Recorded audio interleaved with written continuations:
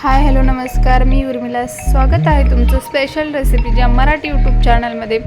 तर आज आपण एक खूप टेस्टी अशी रेसिपी बनवणार आहोत, ती म्हणजे राजमा मसाला.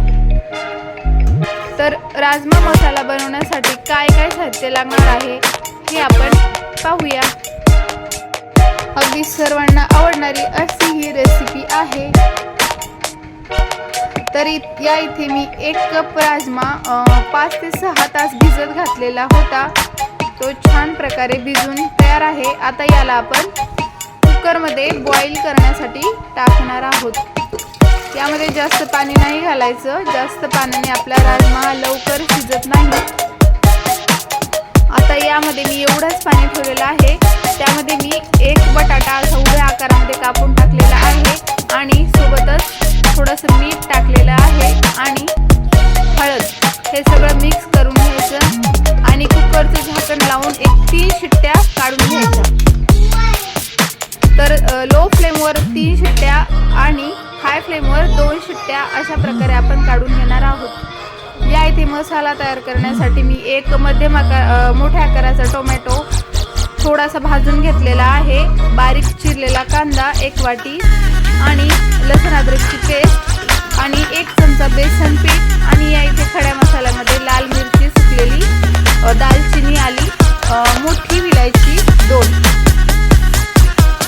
तर त्या मसाल्यामध्ये तुम्ही घरामध्ये असलेले मसाल्यामध्ये घरात असलेले तर या इथे कढईमध्ये मी 2 चमचे मोहरीचे तेल घालून घेतले. मोहरीच्या तेलाने खूप छान अशी चव कुठल्याही मसाल्याला येते.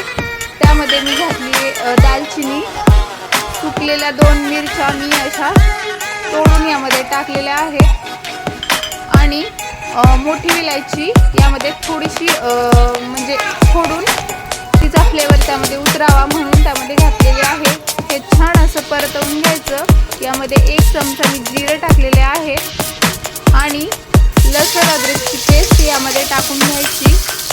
मसाले छान असे म्हणजे तेलामध्ये फ्राय करून घ्यायचे आणि मसाले छान परतल्यानंतर यामध्ये बारीक चिरलेला कांदा टाकून घ्यायचा आणि कांद्याचा पूर्ण कच्चेपणा जाऊस्तर त्याला सोनेरी रंग येईपर्यंत कांदा परतवून घ्यायचा. आपला कांदा छान असा परतला गेला आहे.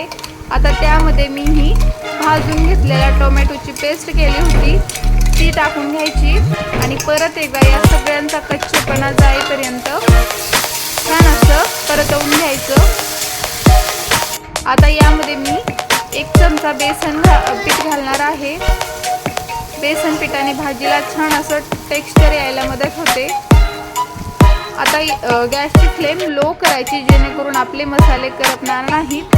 यामध्ये आता हळद घालून घ्यायची, धने पावडर 1 चमचा, गरम मसाला 1 चमचा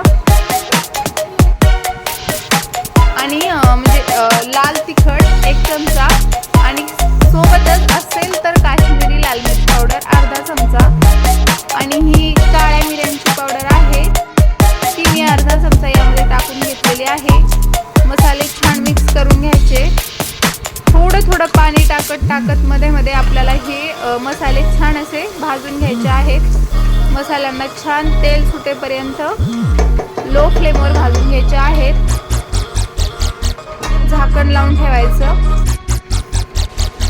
1-2 मिनिटांनंतर तुम्ही पाहू शकता आपल्या मसाल्यांना खूप छान असा रंग आलेला आहे आणि छान तेलही सुटलेलं आहे. छान असं मिक्स करून घ्यायचं आणि जर तुमच्याकडे अवेलेबल असेल तर यामध्ये 1 चमचा राजमा मसाला तुम्ही घालू शकता. नसेल तर काही हरकत नाही, ऑप्शनल आहे. छान मसाला एकजीव करून घ्यायचा आणि थोडं पाणी टाकत हे सर्व मसाले छान असे एकजीव करून घ्यायचे जेणेकरून सर्व मसाल्यांचा फ्लेवर हा आपल्या भाजीमध्ये उतरेल. तर तुम्ही पाहू शकता 2 मिनिटांनंतर मस्तपैकी आपला मसाला बनवून तयार आहे आणि आता त्यामध्ये बॉईल केलेले राजमा टाकून घ्यायचा आणि छान मिक्स करून घ्यायचं.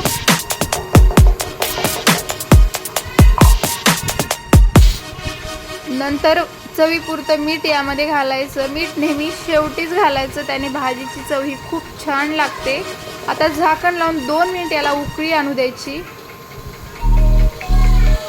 तुम्ही पाहू शकता आपला राजमा मसाला बनवून तयार आहे. असेल तर त्यावर बटर घालायचं. आपला व्हिडिओ जर तुम्हाला आवडला असेल तर चॅनलला नक्की सबस्क्राईब करा आणि रेसिपी ट्राय करायला विसरू नका. पुन्हा भेटूया अशाच एका छानशा रेसिपी सोबत. तोपर्यंत बाय बाय.